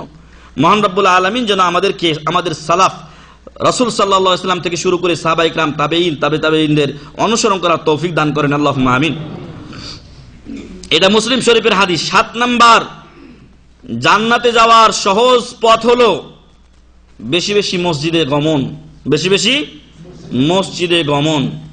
অনেক লোক তো মসজিদে যাইতেই চায় না, বাসায় হয়ে গেছে ওর মসজিদ, বাসায় হয়ে গেছে ওর মসজিদ। আমার গ্রামে একটা লোক আছে, মসজিদে দেখতে পাই না, শুনি যে নামাজ পড়ে, কই পড়ে? বাড়িতে পড়ে বলে 5 ওয়াক্ত নামাজ। তো যাই হোক, মান গাদা ইলাল মসজিদ, রাসূল সাল্লাল্লাহু আলাইহি ওয়াসাল্লাম বলছেন যে ব্যক্তি মসজিদে যায়, গাদা মানে সকাল বেলায় যাওয়া, রাহা অথবা যাওয়া, আ'আদাল্লাহু লাহু, সকাল বা বিকাল যখনই কোনো ব্যক্তি মসজিদে যায়, প্রত্যেকবার যাওয়ার বিনিময়ে মহান রব্বুল আলামিন প্রস্তুত রাখেন তার জন্য নুজুলাম, মানে আপ্যায়নের ব্যবস্থা, মেহমানদারি, মিনাল জান্নাহ, জান্নাতের। সুবহানাল্লাহ। আপনি এখন মেহমানদারির পরিমাণ বাড়াবেন না কমাবেন? যদি কমাইতে চান বাড়িতে বসে থাকেন, আর যদি বাড়াইতে চান তাহলে 5 ওয়াক্ত নামাজ মসজিদে গিয়ে আদায় করুন। আল্লাহ তাআলা যেন আমাদের তৌফিক দান করেন, আল্লাহুম্মা আমিন। রাওয়াহুল বুখারী, বুখারীর হাদিস। সন্দেহ আছে? আমরা কি বুখারীর তাকলিদ করি? বুখারী কার কথা লিখেছেন? বুখারী শরীফের রাসূল সাল্লাল্লাহু আলাইহি ওয়াসাল্লামের কথা। আমরা যদি তাকলিদ করি, কার তাকলিদ করি? রাসূল সাল্লাল্লাহু আলাইহি ওয়াসাল্লামের তাকলিদ করি। আর এই কথাই ইমাম মালিক রাহমাতুল্লাহ আলাইহি বলছেন যে কুল্লুন ইউখাযু ওয়া ইউরাদ্দু ইল্লা সাহিবা হাযাল কবর। প্রত্যেকের কথা গ্রহণীয় বর্জনীয় হতে পারে এই কবরের অধিবাসী তথা মুহাম্মদ সাল্লাল্লাহু আলাইহি সাল্লাম ব্যতীত। অতএব বুখারী আর মুসলিমের তাকলিদ আমরা করি না, যেমনটি প্রখ্যাত এবং প্রসিদ্ধ আলেম সাহেব বলিয়াছেন। আমরা কিন্তু বুখারী বা মুসলিম রাহিমাহুমাল্লাহ, আল্লাহ তাদের উপর রহম করুন, আল্লাহুম্মা আমিন, তারা খেদমত আঞ্জাম দিয়েছেন। তারা কষ্ট করে রাসূল সাল্লাল্লাহু আলাইহি ওয়াসাল্লামের হাদিসগুলোকে বিশুদ্ধভাবে আমাদের নিকট পর্যন্ত পৌঁছানোর ব্যবস্থা করেছেন। এই জন্য আল্লাহ তাদেরকে জাযায়ে খায়ের দান করুন, আল্লাহুম্মা আমিন। তো আমরা ইমাম বুখারী বা মুসলিমের তাকলিদ করি না। ওনারা সহিহ হাদিসগুলো তাদের কিতাবে লিখেছেন, সেই বাণীগুলো কার? রাসূল সাল্লাল্লাহু আলাইহি ওয়াসাল্লামের বাণী, আমরা সেই বাণী মানি। যদি আপনাদের হিম্মত থাকে তাহলে প্রমাণ করে দেখান যে বুখারীর এই হাদিসটা জাল অথবা মুসলিম শরীফের এই হাদিস জাল, তাহলে আমরা সে তখন বিবেচনা করে দেখব। তো সম্মানিত ভাই এবং বন্ধুগণ, আসলে বুখারী ও মুসলিমের তাকলিদ আমরা করি না, করি নবী মুহাম্মদুর রাসূলুল্লাহ সাল্লাল্লাহু আলাইহি সাল্লামের হাদিস আমরা মানি। তারপরও আমরা অন্ধ নয়, ওটা হাদিস কিনা ওটা আগে যাচাই করতে হবে। যে কোনো যখন কেউ আমাকে বলল যে রাসূল সাল্লাল্লাহু আলাইহি সাল্লাম বলেছেন, যদি এটা সহিহ হাদিস হয়, সেটা বুখারীর হোক, মুসলিমের হোক, আবু দাউদের হোক, তিরমিজি, নাসাই, যে কোনো কিতাবের হোক না কেন, যদি সহিহ হাদিস বলে সাব্যস্ত হয়, সেটা গ্রহণ করতে আমাদের কোনো বাধা বা দ্বিধা নেই। তাহলে বেশি বেশি মসজিদে গিয়ে নামাজ পড়তে হবে। অন্ধ ব্যক্তি, অন্ধ সাহাবীর কি ছাড় হয়েছিল? না। আমি যেখানে এখন বাসা নিয়েছি সেখানে একটা অন্ধ মানুষ নামাজ পড়তে আসে, আল্লাহু আকবার। তাকে দেখে আমার বড় দুঃখ হয় যে এই অন্ধ লোকটি একটা লাঠি নিয়ে, তার সাথে আরেকটা বাচ্চা সব সময় থাকে, সে তাকে নিয়ে এসে মসজিদে আসছে। আর যাদের চোখ 2000 কিলোমিটার গতিতে কাজ করে, মসজিদ চেনে না, আর বাইরে দাঁড়িয়ে থাকে, তো নামাজে আসে না। আল্লাহু আকবার। এই নামধারী মুসলমান দিয়ে গণনা করে লাভ আছে? কালকেই মনে হয় একটা হাদিস অনুবাদ করছিলাম, সেখানে লেখা আছে যে সেই দিন তোমাদের সংখ্যা কম হবে এমনটি নয়, কিন্তু তোমাদের অবস্থা হবে ওয়ালাকিন্নাকুম গুসাউন কা গুসাইস সাইল। বন্যার মধ্যে যদি খড়কুটো দেন, স্রোতে পানি যাচ্ছে, আর যদি ওখানে খড়কুটো দেন, থাকবে? ওটাকে নিয়ে যাবে, মাঝে মাঝে আপনাকেও নিয়ে চলে যাবে, এমন অবস্থা। তো ঠিক ওই রকম কিয়ামতের পূর্বে মুসলমানদের অবস্থা কি হবে? সংখ্যা মেলা, কামের কামে একটাও নাই, কামের কাম একটাও নাই, আসলি মুসলিম পাওয়াই মুশকিল হয়ে যাবে। তো এই হচ্ছে অবস্থা, সম্মানিত ভাই এবং বন্ধুগণ। তো অন্ধ ব্যক্তি সে মসজিদে নিয়মিত 5 ওয়াক্ত আসছে, আর চক্ষু দিয়ে জল জল করে দেখছে, আজান হচ্ছে, নামাজ চলছে, মসজিদের বাইরে বসে আছে। মুসলমান, কাফের হলে তো কথা ছিল একটা, মুসলমান। তো আল্লাহ তাআলা যেন মুসলিম উম্মার এই গোমরা সম্প্রদায়কে হেদায়েত দান করেন, আল্লাহুম্মা আমিন। এরাই আবার উমরা সময় গিয়ে আগে, হজের সময় গিয়ে আগে, এবং ঈদগাহের মাঠে আগে। তো এই একদিনের হাজিরা দিয়ে মাফি ফায়দা, একদিনের হাজিরা দিয়ে কোনো উপকার হবে না। 8 নাম্বার, মান দাখালা বাইতাহু বিসালাম। বাড়িতে যখন যাইবেন তখন সালাম ছাড়া যাইবেন। অনেকে মনে করে এটা তো আমারই বাড়ি, এটা তো আমাকে রুম, সালাম দিব কেমন? না, আপনার বাসা হোক আর অন্যের বাসা হোক, যখন রুমে প্রবেশ করবেন তখন সালাম দিয়ে প্রবেশ করবেন। এতে করে বাড়িতে যারা রয়েছেন, বাসায় যারা রয়েছেন, তাদের জন্য দোয়া করা হলো, আর আপনার জন্য সুসংবাদ। এই হাদিসটা গত সপ্তাহের আগের সপ্তাহে বড় মসজিদে তরজমা হয়েছে, তবে সেখানে একটা বিষয় উল্লেখ করা হয়েছিল, বাকি দুটি বিষয় উল্লেখ ছিল না। আজকে এখানে পুরো হাদিসটাই আমরা সামনে পাচ্ছি। রাসূল সাল্লাল্লাহু আলাইহি সাল্লাম বলছেন, সালাসাতুন কুল্লুহুম যামিনুন আলাল্লাহ। 3 প্রকার লোকের দায়িত্ব কার উপরে? আল্লাহর উপরে। আল্লাহ ওদের দায়িত্ব নিয়ে নেন জান্নাতে যাওয়ার। কারা এরা? ইন আশা কাফা ওয়া ইন মাতা দাখালাল জান্নাহ। আল্লাহ তাদের জিম্মাদার হয়ে যান, যদি বেঁচে থাকে আল্লাহ তার জন্য যথেষ্ট। ইন আশা, যদি সে বেঁচে থাকে তাহলে কাফা, আল্লাহ তার জন্য যথেষ্ট। ওয়া ইন মাতা, যদি মরে যায়, দাখালাল জান্নাহ, আল্লাহ কোথায় নিয়ে যাবেন? ওকে জান্নাতে নিয়ে যাবেন। কয় প্রকার লোক? 3 প্রকার লোক। 1 নাম্বার, মান দাখালা বাইতাহু বিসালাম ফাহুয়া দামিনুন আলাল্লাহি আযজা ওয়া জাল। যে ব্যক্তি তার বাড়িতে প্রবেশ করার সময় সালাম দিয়ে প্রবেশ করে, এটা আপনার বাড়ি হোক আর অন্যের বাড়ি হোক। ইয়া আইয়ুহাল্লাযীনা আমানু লা তাদখুলু বুয়ুতান গায়রা বুয়ুতিকুম হাত্তা তাস্তানিসু ওয়া তুসাল্লিমু আলা আহলিহা। আপনার বাড়ি ছাড়া অন্যের বাড়িতে গেলে সালাম দেবেন, অনুমতি নেবেন, তারপরে প্রবেশ করবেন। আর যদি আপনার বাড়ি হয় তাহলে সালাম দেবেন না, নাকি? এটা তো গায়রা বলা হয়েছে, লা তাদখুলু বুয়ুতান গায়রা বুয়ুতিকুম বলা হয়েছে, আপনার বাড়িতে কওয়া হয়নি। তবে আরেকটা আয়াত আছে, হ্যাঁ, ইয়া আইয়ুহাল্লাযীনা আমানু লা তাদখুলু বুয়ুতান হাত্তা তুসাল্লিমু, এইভাবে আয়াত তো বানানো যায় না। তবে ওই আয়াতের অর্থ হলো যে যতক্ষণ পর্যন্ত সালাম না দেবে ততক্ষণ পর্যন্ত ওই ঘরে প্রবেশ করবে না। তাহিয়াতাম মিন ইনদিল্লাহি মুবারাকাতান তাইয়্যিবা, এটা আল্লাহর পক্ষ থেকে বরকতময় অভিবাদন এবং সম্ভাষণ। অতএব আপনার এখানে কিন্তু অন্যের বাড়ি নেই, এখানে আমভাবে বলা হয়েছে। অতএব যে কোনো ঘরে প্রবেশের সময় আপনি সালাম দিয়ে কি করবেন? প্রবেশ করবেন। তাহলে আপনি আল্লাহর কাছে জিম্মা থাকবেন। যদি বাচ্চা থাকেন আল্লাহ যথেষ্ট, আর যদি মরে যান কই যাবেন? ইনশাআল্লাহ জান্নাতে চলে যাবেন। এটা গেল 1 নাম্বার। 2 নাম্বার কে? ওয়ামান খারাজা ইলাল মসজিদি ফাহুয়া দামিনুন আলাল্লাহ, যে মসজিদের পথে বের হয়, নামাজ পড়তে যাচ্ছে, সেই ব্যক্তি আল্লাহর কাছে জিম্মা থাকে। যদি মরেও যায়, যেতে যেতে কি হবে? জান্নাতে চলে যাবে। আর ভাই ওই লোকের কথা শুনেন না কেন আপনি? যে লোক 100টা হত্যা করেছিল, তারপরে সে তওবার জন্য গেছিল, তো তার জন্য তওবার জন্য যাইতে যাইতে যদি মাফ হয়ে যায়, আমার মসজিদে যাইতে মাফ হবে না? ইনশাআল্লাহ মাফ হয়ে যাবে। অতএব এর আগেরটা ছিল আমাদের 7 নাম্বার আমল, মসজিদে যাওয়া। এখানেও একটা মসজিদের আমল পাওয়া গেল। ওয়ামান খারাজা ফি সাবিলিল্লাহি হুয়া দামিনুন আলাল্লাহ, যে ব্যক্তি আল্লাহর রাস্তায় বের হয়, আল্লাহর রাস্তায় মানে জিহাদে বের হয়, এটা হলো তার সহজ অর্থ এবং মানে স্পষ্ট অর্থ। এর সাথে অন্তর্ভুক্ত হবে, যদি কেউ আল্লাহর দ্বীন শিক্ষা করে উহা মানুষের মাঝে প্রচারের উদ্দেশ্যে বের হয়, তাহলে সে ব্যক্তিও ফি সাবিলিল্লাহ। মান সালাকা তরিকান ইয়াতলুবু ফি ইলমান সাহালাল্লাহু লাহু বিহি তরিকান জান্নাহ, তরিকাল জান্নাহ, আল্লাহ তার জন্য জান্নাতের পথ সহজ করে দিবেন। আরেকটা হাদিসে আসছে ফাহুয়া ফি সাবিলিল্লাহ, যে ব্যক্তি আল্লাহর রাস্তায় এলেম অর্জনের উদ্দেশ্যে বের হয়, সেই জন্য আল্লাহর রাস্তায় থাকে। রাওয়াহু আবু দাউদ ওয়া ইবনে হিব্বান, সুনানে আবু দাউদ এবং ইবনে হিব্বান হাদিস। 8 নাম্বার আমল গেল।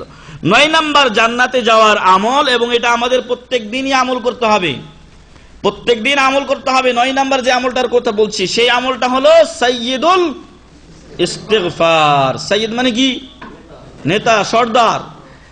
আর ইস্তিগফার মানে ক্ষমা চাওয়া। ক্ষমা চাওয়ার নেতা মানে যত শব্দ দিয়ে আমরা আল্লাহর কাছে ক্ষমা চাই, তার মধ্যে সবচেয়ে উত্তম শব্দাবলী, যার মাধ্যমে একজন মানুষ আল্লাহর কাছে কি চাইতে পারে? ক্ষমা চাইতে পারে। অনেক আগে, তখন আমি মদিনায় আসিনি, এক জায়গায় গেলাম, তো ঢাকাতে এত বৃষ্টি হলো, ঢাকার অলিগলি সব পচা পানিতে ডুবে গেল। এবার মানুষের চলা বড় মুশকিল হয়ে গেল। রিকশার উপরেরটাই বসে থাকে, যে রিকশা ভাড়া নাই, উপরেরটাই বসে থাকে, আর বেচারা রিকশাওয়ালা ওকে তো টেনে নিয়ে যেতেই হবে। নর্দমা পানি বলেন, আর পায়খানা আর পেশাবের পানি যাই বলেন না কেন, তো এই পানি দিয়ে সে নিয়ে যাচ্ছে। এই অবস্থা দেখে তখন নাজিরা বাজার মাদ্রাসার একজন মাদানী শেখ, তিনি প্রিন্সিপাল হিসেবে দায়িত্ব পালন করছিলেন, যেখানে এখন শেখ শহীদুল্লাহ খান মাদানী প্রিন্সিপাল। তো উনি নামাজের পরে বললেন একজন সিনিয়র শিক্ষককে যে ওদেরকে একটু নসিহত করে সাইয়্যিদুল ইস্তিগফারটা একটু পড়িয়ে দেন। প্রিন্সিপাল চলে গেলেন। তো এবার মৌলভী সাহেব বেশ কিছু ওয়াজ টাজ করলো, তারপরে এমনি তওবা টোবা বললো, কিন্তু সাইয়্যিদুল ইস্তিগফার আর পাওয়া গেল না। আমি কইলাম সাইয়্যিদুল ইস্তিগফার গেল কই? তো আসল কথা, সাইয়্যিদুল ইস্তিগফার মেলা মৌলভীরাই জানে না, তো সাধারণ অবস্থা কি। তো মৌলভীদের ডোজগুলো আপনাদেরকে আমরা মাঝে মাঝে দেওয়ার চেষ্টা করি। ওটা যদিও হয়তো হাই পাওয়ার হতে পারে, কিন্তু ধরে রাখার চেষ্টা করবেন, আপনার উপকারে আসবে ইনশাআল্লাহ। এই সাইয়্যিদুল ইস্তিগফারের অনেক পেপার আমরা বিতরণ করেছি, এরপরও যদি না শিখেন, এখনো শেখার সুযোগ রয়ে গেছে, তো বলবো যে তাড়াতাড়ি এটা শিখে নেবেন। সাইয়্যিদুল ইস্তিগফার কার কার মুখস্থ আছে হাত তোলেন তো। আলহামদুলিল্লাহ, প্রশংসনীয় সংখ্যা আমরা পেয়েছি, তবে বিপরীতে কিন্তু 50-র উপরে রয়ে গেছে। 40% হাত উঠেছে, কিন্তু 60% উঠেনি।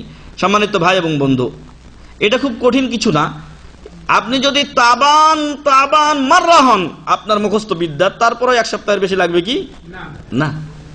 যদি বলা হয় এই সাইয়্যিদুল ইস্তিগফারটা পড়লে কালকে আপনার বেতন বেড়ে যাবে, আজ রাতে মুখস্থ শেষ, ইগন এই অবস্থা হবে না আমাদের। এই জন্য বলবো যে সাইয়্যিদুল ইস্তিগফার পড়ুন, সাইয়্যিদুল ইস্তিগফার মুখস্থ করুন। এটা আপনার পকেটে সাময়িক কিছুদিন রাখুন, যখন আপনি সুযোগ পাবেন চলতে ফিরতে তখন আপনি এটা পড়ুন। ধীরে ধীরে ইনশাআল্লাহ হয়ে যাবে, ধীরে ধীরে হয়ে যাবে। দিন ইসলাম সহজ, এখানে কঠিন কিছু নাই, কঠিন কিছু নাই। মানুষের ব্রেনে ধরে না, সাধ্যের বাইরে এমন কোন জিনিস আল্লাহ আমাদের উপরে চাপিয়ে দেননি। লা ইউকাল্লিফুল্লাহু নাফসান ইল্লা উসআহা। আমার সামর্থ্যের বাইরে, আপনার সামর্থ্যের বাইরে আল্লাহ কোনো দায়িত্ব আমাদেরকে দেননি।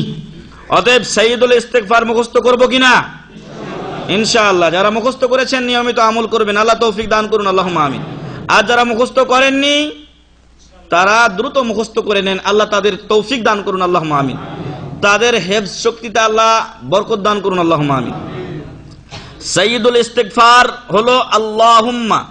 যদিও দুই একটা শব্দে মানে বর্ণনাতে দুই একটা শব্দ এদিক ওদিক থাকতে পারে, আর সেটা আম ব্যাপার, স্বাভাবিক ব্যাপার। আপনি যেটা যেখানে পাবেন সেটা মুখস্থ করেন, যদি হাদিসের রেফারেন্স থেকে পান তাহলে সেটাই মুখস্থ করেন, সমস্যা নেই।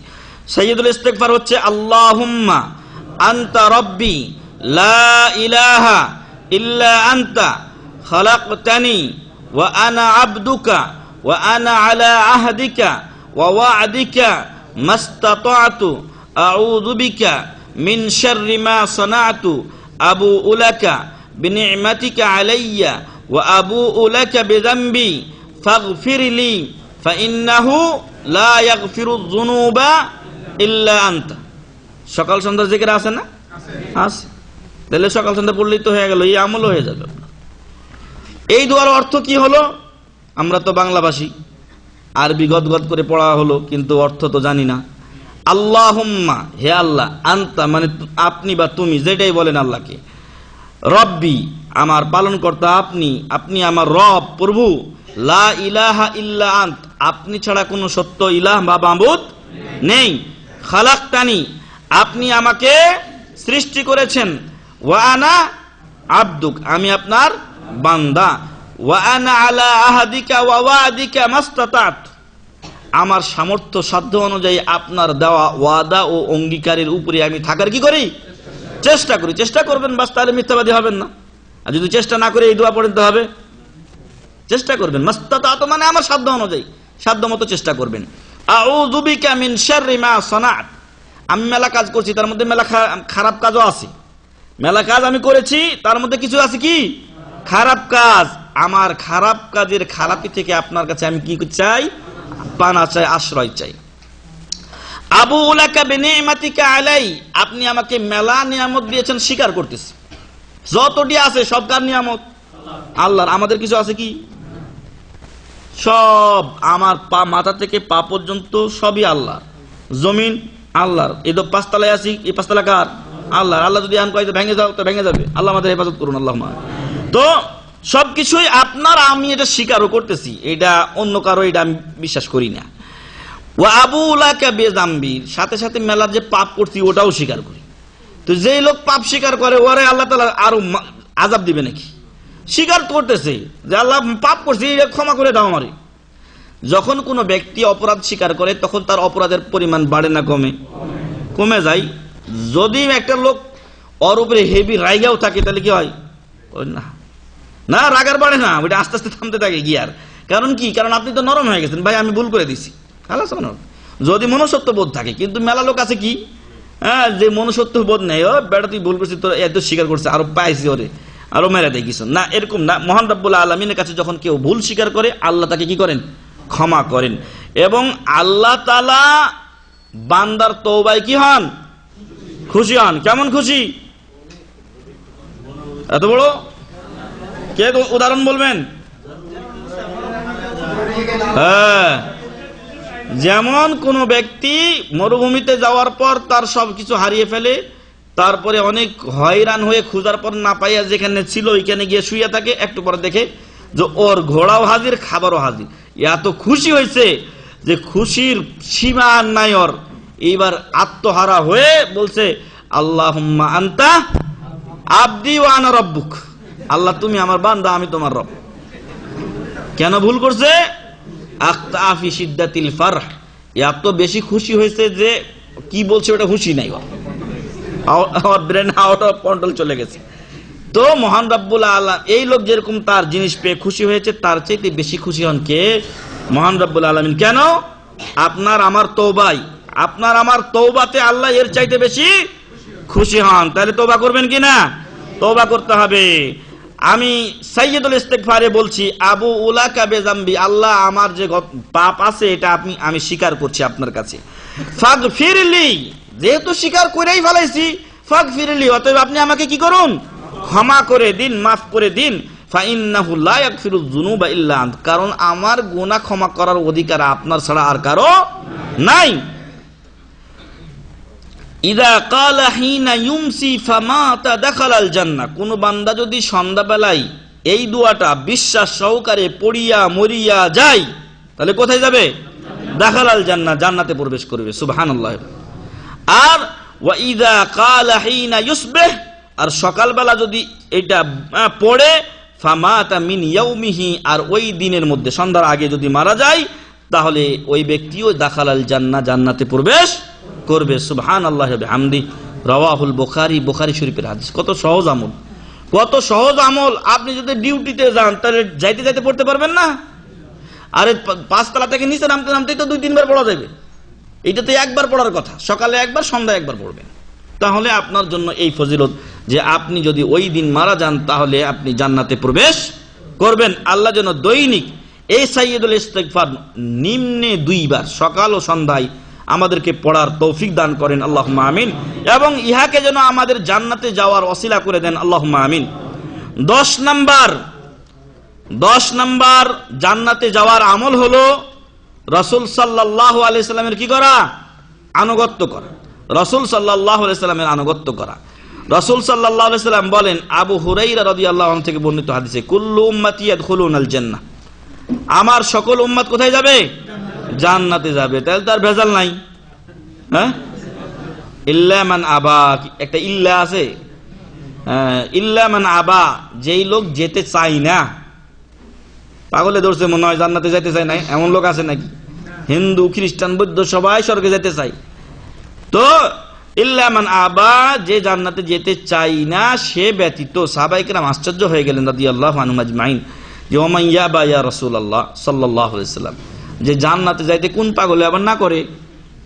তখন রাসূল সাল্লাল্লাহু আলাইহি সাল্লাম বললেন যে আসলে না তো কেউ করে না, তবে না করার কাজ করে। সেটা হলো কি? মান আতাআনি দাখালাল জান্নাহ, যে আমার আনুগত্য করে, নবী মুহাম্মদুর রাসূলুল্লাহ সাল্লাল্লাহু আলাইহি সাল্লামের তরিকা মেনে চলে।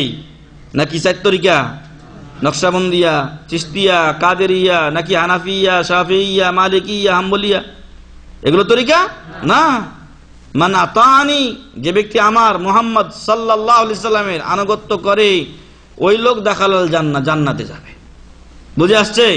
মুহাম্মদ সাল্লাল্লাহু আলাইহি সাল্লামের আনুগত্য করেন, ওটা কোন ইমামের সাথে মিলুক আর না মিলুক যায় আসে না। বড় ইমাম নবী মুহাম্মদুর রাসূলুল্লাহ সাল্লাল্লাহু আলাইহি সাল্লাম, তার কথার সাথে, তার আমলের সাথে, তার পথের সাথে, তার তরিকার সাথে আমার তরিকা কি হতে হবে?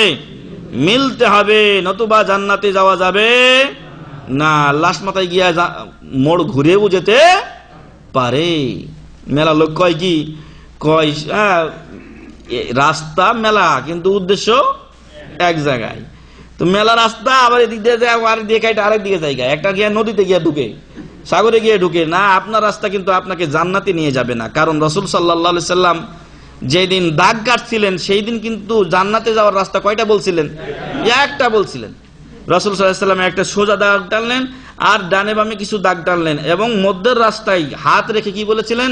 وأن هذا صراطي مستقيما فاتبعوه ولا تتبعوا السبل فتفرق بكم عن سبيله। এটা হলো গ্র্যান্ড ট্রাঙ্ক রোড, ইশাখাত তৈরি করা, জান্নাতে লয়ে যাবো। ঠিক আছে? আর এই ডানে বামে যাইবে না, যদি যাও ফাতাফাররাকা বিকুম আন সাবিলি, আল্লাহর রাস্তা থেকে তোমাদেরকে বিচ্ছিন্ন করে দেবে। আমার তো মনে হয় যে ডানের বামের রাস্তা এটি কি চিশতিয়া কাদেরিয়া আর এইসব যে মাযহাব তৈরি হয়েছে এটি নাকি আল্লাহু আলাম। তো এই তরিকা বাদ দিয়া সব তরিকার মূল তরিকা নবী মুহাম্মদুর রাসূলুল্লাহ সাল্লাল্লাহু আলাইহি সাল্লামের তরিকা ধরুন, তাহলে দাখালাল জান্নাহ কই যাবেন? ইনশাআল্লাহ জান্নাতে চলে যাবেন। ওয়ামান আসানি ফাকাদ আবা, আর আমার তরিকা সামনে আসার পরেও আমাদের মাযহাবে নাই, আমাদের তরিকায় নাই, এটা হলো মারিফত, এটা হলো কি জানো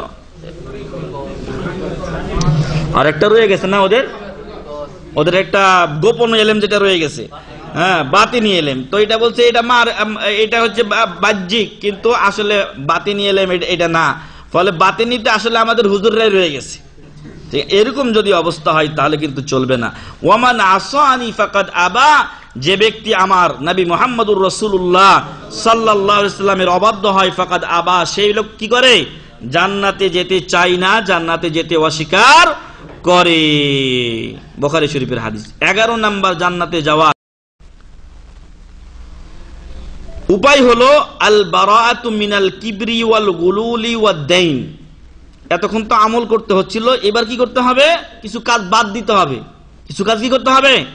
বাদ দিতে হবে। তার মধ্যে 1 নাম্বার হচ্ছে অহংকার ছেড়ে দিতে হবে। অহংকার ছেড়ে দিতে হবে। আর আত্মসাৎ করা চলবে? এখন কি চলছে? আত্মসাৎ। জনগণের মাল আত্মসাৎ করলে আরো বেশি বড় অপরাধ, কারণ সবার হকের সাথে কি জড়িত। আপনার টাকা যদি আমি মেরে দেই তাহলে আপনি খালি আমাকে ধরবেন কিয়ামতের দিন, আর যদি সবটি টাকা মারি তাহলে সবটি ধরবো। মানে এরকম করে 2টা করে হাত যদি আসে তাহলে তো অবস্থা খারাপ। বুঝে আসছে? যে সমস্ত দায়িত্বশীলরা আমাদের জনগণের সম্পদ মেরে দেয়, সব জনগণই কিয়ামতের দিন ওদেরকে পাকড়াও করবে। সেই দিন কিন্তু কেরোসিন হয়ে যাবে অবস্থাটা। তো সম্মানিত ভাই এবং বন্ধুগণ, তাহলে আত্মসাৎ করা যাবে না। একজন সাহাবী কোন এক যুদ্ধে, সাহাবায়ে কেরাম রাদিয়াল্লাহু আনহুম আজমাইন, তারা বিভিন্ন শহীদদের বিভিন্ন লাশ ঘুরে ঘুরে দেখছিলেন কে কে শহীদ হয়েছে। তো তারা বলছেন যে ফুলানুন শহীদ, ফুলানুন শহীদ, ফুলানুন শহীদ, অমুক লোক যাদের লাশ দেখতে পাচ্ছেন, তো বলছেন অমুকে শহীদ হয়েছে, অমুকে শহীদ হয়েছেন। হঠাৎ করে এক লোকের নাম বলা হলো, আর বললেন তারা যে অমুক লোক শহীদ হয়েছে। রাসূল সাল্লাল্লাহু আলাইহি ওয়াসাল্লাম বললেন যে না। রাসূল কি বললেন? যে না, ওই লোক শহীদের দরজায় যায়নি। কারণ কি? আমি ওকে দেখেছি জাহান্নামে। কোথায়? নাউযুবিল্লাহি মিন যালিক, জাহান্নামে দেখেছি। সাহাবী জাহান্নামে দেখেছি। কেন? কারণ গনিমতের মাল থেকে একটা চাদর আগেই গুলুল আত্মসাৎ করছিল, আগেই সরিয়ে নিয়েছিল। আল্লাহু আকবার। জিহাদ করে মারা গেছে, কিন্তু আত্মসাৎ ছিল একটা চাদর। এখন তো চাদর কি মুজিব তো তখনই করে গেছে, হ্যাঁ, যে 7.5 কোটি লোক, 7 কোটি লোকের 7.5 কোটি কম্বল, আমিও তো একজন, হ্যাঁ, আমারটা গেল কোনি। তো ওই তখন থেকেই তো পুকুর চুরি শুরু হয়ে গেছে। তো এখন আর পাইবেন কোথায়? এজন্য সরকারি তরফ থেকে এখন খেদমতের আর আশা করিয়েন না। এখন ছাড়া দামা কান্দাবাসি, আমার ক্ষতি করিস না, আমি আমারটা নিয়ে খাই। কেমন? হ্যাঁ, এই তো আতিয়ার সাহেব বললেন, আপনারা এই বিদেশে যারা বসবাস করছেন, মাথার ঘাম পায়ে ফেলে কত কষ্ট করে ইনকাম করছেন, এগুলোর রেমিটেন্স গিয়ে জমা হয়, ওটা জমা আছে, ওই টাকাটাই ওখানে জমা আছে। ওরা যে টাকা বাড়াইছে সেটাও কিন্তু করেনি, ওরা 1 টাকাও বাড়ায়নি। এই টাকাগুলোকে যে ব্যবসা বাণিজ্য কোনো জায়গায় খাটিয়ে যে বাড়াইছে এটাও কিন্তু না, এটা গিয়ে খালি জমা হয়েছে আর হয়েছে। আর আল্লাহর রহমতের পরে বিদেশি ভাই যারাই যেখানে আছে, সৌদিয়া হোক, কাতার হোক, কুয়েত হোক, অথবা আমেরিকা হোক, যেখানে যারা আছে, টাকা যখন পাঠায় একটা রেমিটেন্স গিয়ে সরকারের ফান্ডে কি হয়? জমা হয়। ওই রেমিটেন্সটাই আমাদের সাবেক গভর্নর সাহেব বললেন কি, যে আমি এত বিলিয়ন ডলার বানাইয়া দিছি। তুই বানাইছো? জনগণ যদি খাইতে না পাঠাইতো তাহলে হতো। আর জনগণ খাচ্ছে, সরকারের জন্য কি? নিজের পেট তো বাঁচাতে হবে ভাই। হ্যাঁ, তুমি আমার লাল ঘোড়া মাইরা দিবা, দাবড়াইয়া দিবা, আর তারপরে আমি কিনিয়ে থাকবো। তো এই এখন নিম্ন পক্ষে মানুষ নিজের জীবন ধারণের জন্য মরিয়া হয়ে চেষ্টা করছে, আর সেই অবদানটুকুকে বলছে যে আমরা করলাম। তো যাই হোক, এখন মানুষের অবস্থা হচ্ছে যে ছাড়া দেবা কি কাইন্দা বাসি, আমার টাম নিয়ে আমারে থাকতে দাও, তোমার কিছু দরকার নাই খেদমতের, রোডঘাট থাক আর না থাক কোন রকম 1 বছরে একবার আসবো। কয়েকদিন আগে বাইরে ফেসবুকে ছবি দিছে, বাইরে এয়ারপোর্টের বাইরে মাথায় কিনে যেতেছে, গাড়ি বস্কার নিয়ে বাইরে যেতেছে। তো যাই হোক, একটা আশার বাণী, এগুলো যদিও রাজনৈতিক আলোচনা। আশার বাণী হলো যে আমাদের ঢাকা এয়ারপোর্টের যেই নিরাপত্তার দায়িত্ব সম্ভবত এটা কোনো বাইরের দেশকে দিতে চলেছে সরকার। যদি দেয় তো আলহামদুলিল্লাহ আমাদের জন্য, অন্তত কিছুটা হলেও তো আমরা নির্বিঘ্নে বাহির হতে পারবো। তো আল্লাহ তাআলার জন্য আমাদের দেশটাকে নিরাপত্তা দেন, আল্লাহুম্মা আমিন। বলছিলাম যে আত্মসাৎ মারাত্মক অপরাধ। এটা যদি জনগণের মাল হয় তাহলে অপরাধের পরিমাণ আরো বেড়ে যায়। ওয়াদাইন এবং ঋণ, এই 3টা জিনিস থেকে কি হতে হবে? মুক্ত হতে হবে। রাসূল সাল্লাল্লাহু আলাইহি ওয়াসাল্লাম বলেন, মান মাতা ওয়া হুয়া বারিউম মিন সালাসিন দাখালাল জান্নাহ, যে ব্যক্তি মারা যাবে এবং 3টা জিনিস থেকে সে কি থাকবে? মুক্ত থাকবে। দাখালাল জান্নাহ, কোথায় যাবে? জান্নাতে যাবে ইনশাআল্লাহ। 1 নাম্বার আল কিবরু, অহংকার। এখন মেলা লোক মনে করে, অহংকার করে যে আরে উই কি জানে ওর কয় টাকা হয়েছে, আমার এই আছে। মেলা লোক করে কি, যেটা ওর নাই ওইটাও কয়ে নাম নিতে চাই, এগুলো অহংকারের অন্তর্ভুক্ত। আর আল্লাহ তাআলা বলছেন, আল কিবরিয়াউ রিদাই ওয়াল আযামাতু ইজারি, অহংকার আমার চাদর। আর এটা উদাহরণ মহান রব্বুল আলামিন দিয়েছেন, ওয়াল আযামা, এবং বড়ত্ব, এটা হলো আমার তহমত বা লুঙ্গি। ফামান নাযাহুমা খাযালতুহু, যে এই 2টা আমার কাছ থেকে ছিনিয়ে নেয়, আল্লাহর কাছ থেকে ছিনিয়ে নিতে পারবো? কিন্তু চেষ্টা করে মানুষ আসলে আর কি, অহংকার করে, বড়ত্ব দেখায়, তাহলে আল্লাহ তাদেরকে লাঞ্ছিত অপমানিত করবেন। তো যে কথা বলছিলাম যে 1 নাম্বার আল কিবর, অহংকার থেকে মুক্ত হতে হবে। আরে ভাই, আপনার অহংকার করার কি আছে? আপনার যদি একটা কাঁটা লাগে, আপনি যতই টাকাওয়ালা হন, বেটা লাগে না? আপনার যদি একটা ফোড়া হয়, তাহলে আপনি ধনী বা গরিব বলে কি ব্যথা কম হয় নাকি? তখন কি আপনি সুখে থাকেন না অসুখে থাকেন? তখন আপনার অবস্থা খারাপ হয়ে যায়। আপনার অহংকার করার কি আছে? আল্লাহ তো কোরআনে বলছেন, খুলিকাল ইনসান যায়িফা, মানুষকে আল্লাহ দুর্বল করে সৃষ্টি করেছেন। আরে যেই লোহা আপনি তৈরি করছেন, যেই বিল্ডিং আপনি তৈরি করেছেন, ওই বিল্ডিং এর তলায় আপনি পড়লে কি অবস্থা? খালাস। তো এই জন্য বলবো যে অহংকার করার মানুষের কিছুই নেই। আর মানুষ যদি সত্যিকার অর্থে সে নিজেকে চেনে এবং যদি তার ভিতরে এলেম থাকে, আর যদি নিজেকে জ্ঞানী বলে মনে করে, তাহলে ওর মাথা কি হবে? ডাউন হবে। ওর মাথা কি হবে? ডাউন হবে।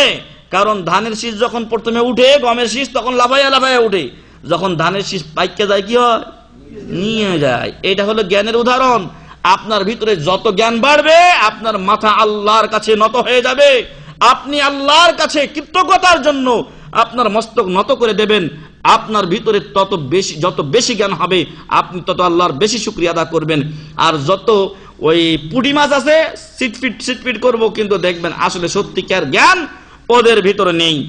সত্যিকার জ্ঞানী কোনোদিন বলে না যে আমি বড় জ্ঞানী। বলছিলাম 1 নাম্বার অহংকার থেকে মুক্ত হবেন, 2 নাম্বার আত্মসাৎ থেকে মুক্ত হবেন, 3 নাম্বার ওয়াদাইন, ঋণ থেকে মুক্ত হবেন। শহীদের সব গুনাহ মাফ হয়ে যায় কি ব্যতীত? ঋণ ব্যতীত। অতএব ঋণের ব্যাপারে আমরা সকলেই যেন সাবধান থাকি। যদি ঋণ লেনদেন থাকে কারোর সাথে, সেটা যেন লিখে রাখি, যেন আমি আমার পরিবারের লোকদেরকে বলে রাখি, যাতে আমি মারা গেলেও তারা আমার পক্ষ থেকে কি করেন? পরিশোধ করে দেন। মহান রব্বুল আলামিন যেন এই 3টি বিষয় থেকে আমাদেরকে মুক্ত রেখে আল্লাহর কাছে যাওয়ার তৌফিক দান করেন, আল্লাহুম্মা আমিন। এবং আল্লাহ যেন আমাদেরকে জান্নাতুল ফেরদাউস নসিব করেন, আল্লাহুম্মা আমিন। রাওয়াহু তিরমিজি ওয়ান নাসাই ওয়া ইবনে হিব্বান, 3টি কিতাবে রয়েছে।